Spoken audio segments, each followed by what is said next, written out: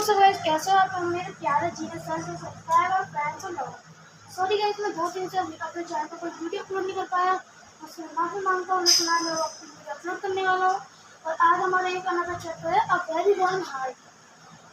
मतलब एक बहुत गर्म दिन। और हम बिना किसी तरीके से पढ़ना शुरू करते हैं, क्योंकि वीडियो ताकि लंबी ना हो इसलिए मैं इसका ट्राई करता हूँ। लेकिन चैप्टर इतने लंबे होते हैं कि मुझे उन्हें 2 पार्ट्स में बनाना पड़ता है। तो बिना किसी तरीके पढ़ते हैं। The sun at the center of the solar system is a source of light and heat. This energy is produced by fusion of atomic hydrogen nuclei which generate helium nuclei. The energy that emanates from the sun travels through space and immediately encounters the bodies that populate the solar system. हमारा जो सन है वो क्या है? Solar system का एक centre है और वही हमारा लाइट का और हीट का क्या है? सोर्स भी है। और ये एनर्जी किसके द्वारा प्रोड्यूस होती है? जब एटॉमिक हाइड्रोजन न्यूक्लियाई का फ्यूज़न होता है तो वो क्या जनरेट कर देती है? Helium nucleus. जो एनर्जी होती है वो एमिनेंस होती है जो सन से ट्रैवल करती है पूरे स्पेस में और इनिशियली वो बॉडीज़ को भी एनकाउंटर कर देती है जो सोलर सिस्टम को पॉपुलेट करनी होती है। The sun shines thanks to thermonuclear fusion and it will continue to shine. Its supply of hydrogen run out in about 6 billion years. ये जो सन होते हैं वो शाइन करते रहते हैं किसकी वजह से? थर्मोन्यूक्लियर फ्यूजन की वजह से। और ये जब तक चलता रहेगा, जब तक ये शाइन करते रहेंगे, जब तक जो हाइड्रोजन की सप्लाई है वो जब तक ख़त्म नहीं हो जाती। और ये कब तक होगा? 6 से 7 मिलियन साल तक होगा। और हमारा सन 4 बिलियन ईयर हो चुका है। Very gassy. The sun is a giant ball of gas with very high density and temperature. Its main components are hydrogen and helium. The balance of its mass is made up of trace elements such as carbon, nitrogen, oxygen, among others. Because of the condition of extreme temperature and pressure on the sun, these elements are in a plasma state. और पर क्या कहना चाह रही हैं? कि जो सन है वो एक जाइंट बॉल है गैस की वाली। उसका कोई अपना सरफेस नहीं है, वो एक बॉल है, जाइंट बॉल। किसकी? गैसेस से बनी हुई, जिसपे ज़्यादातर हाई डेंसिटी क्या होती है और टेम्परेचर होता है। इसका जो मेन कंपोनेंट है जिससे ये बनी है वो हाइड्रोजन है जो 90% है। फिर आता है हीलियम जो 9% है। और जो बैलेंस है इसके मास का वो बना हुआ है ट्रेस एलिमेंट से।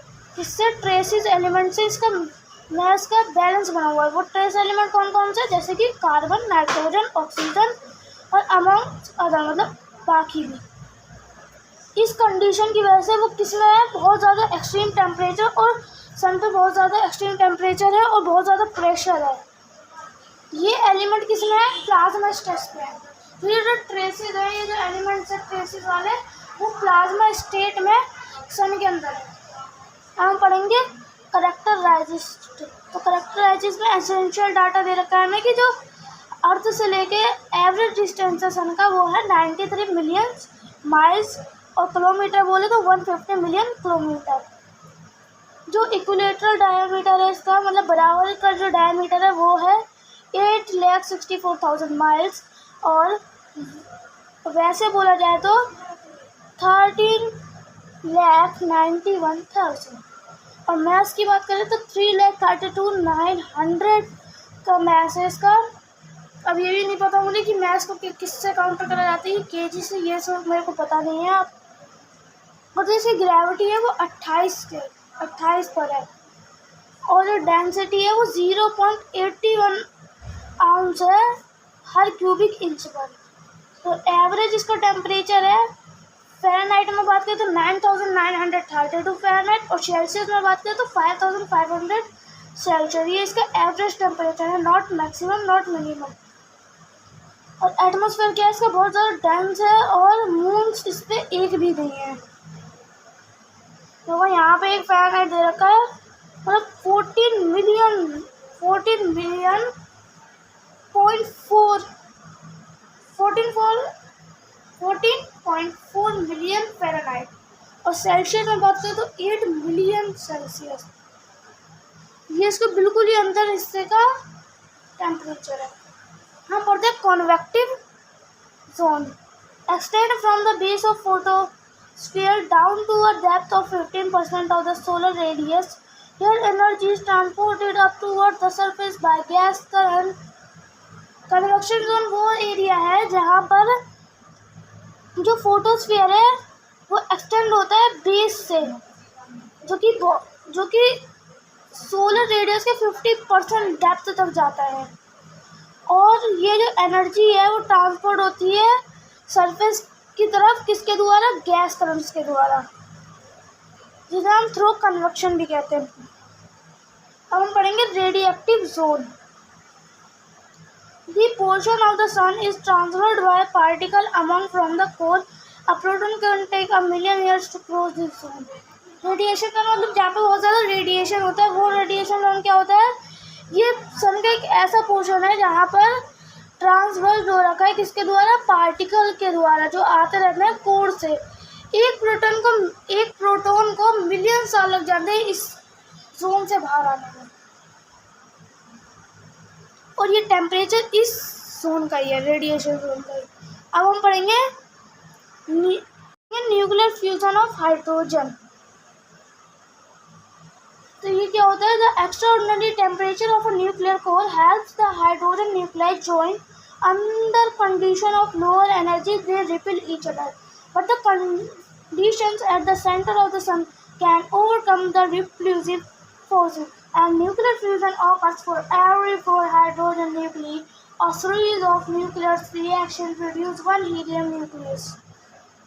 जो एक्स्ट्रा ऑर्डिनरी टेम्परेचर होता है न्यूक्लियर कोर का वो हाइड्रोजन न्यूक्लियस को जॉइन होने में मदद कर देता है। और जो उस कंडीशन के अंदर जो लो एनर्जी होती है वो आपस में रिपेल कर जाती है। लेकिन जो कंडीशन है सन के सेंटर में वो जब आती है जब रिपल्सिव फोर्स पैदा होता है और न्यूक्लियर फ्यूजन्स होते हैं। हर 4 हाइड्रोजन न्यूक्ली में एक सीरीज निकलती है न्यूक्लियर रिएक्शन की, जो एक हीलियम न्यूक्लियस निकालती है। ठीक है, एक निकालती है। यह है हीलियम न्यूक्लियस, ये है ड्यूटेरियम 2, ड्यूटेरियम 1, प्रोटॉन 1 और प्रोटॉन 2। अब हम पढ़ेंगे आगे का, ये आगे का हम पढ़ेंगे, ये फर्स्ट सेकंड थर्ड। तो ये हम पढ़ेंगे मतलब किसी देरी के न्यूक्लियर कोलाइजन क्या होता है।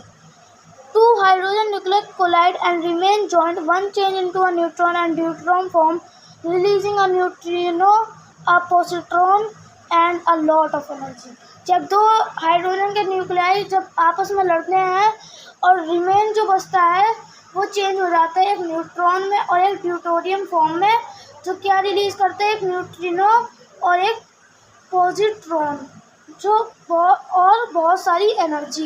ये है पॉजिट्रॉन, ये है न्यूट्रिनो, ये है प्रोटॉन, ये है न्यूट्रॉन, ये है ड्यूटेरियम और ये है फोटोन। अब हम पढ़ेंगे photon. The deuterium formed collide with a proton, this collision release 1 photon. The high energy photon needs 30,000 years to reach the photosphere. जो ड्यूटेरियम फॉर्म होता है कोलाइड से प्रोटॉन के साथ, वो कोलाइजन एक फोटोन को रिलीज करता है।